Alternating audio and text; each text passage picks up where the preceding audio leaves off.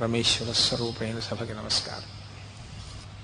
అరుణాచల వైభవము, భగవాన్ రమణుల తత్వము, ఈ విషయం మీద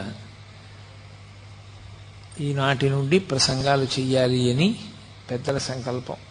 దానికి ఈశ్వరుని యొక్క అనుగ్రహం కలిగి ఇవాళ ఈ ప్రసంగాన్ని ప్రారంభించడం జరుగుతోంది. శంకర భగవత్పాదులు దక్షిణామూర్తి స్తోత్రాన్ని పూర్తి చేస్తూ ఒక మాట అంటారు. పూరంభంశనలో నిలోంబర మహార్నాథో హిమాంసు పుమాన్ ఇత్యాభాతి చరాచరాత్మకమిదం యస్యైవ మూర్త్యష్టకం నాణ్యక్కించన విద్యతే విమృశతాం యస్మాత్ పరస్మాత్ విభో తస్మై శ్రీగురుమూర్తయే నమయిదం శ్రీదక్షిణామూర్తయే అంటారు.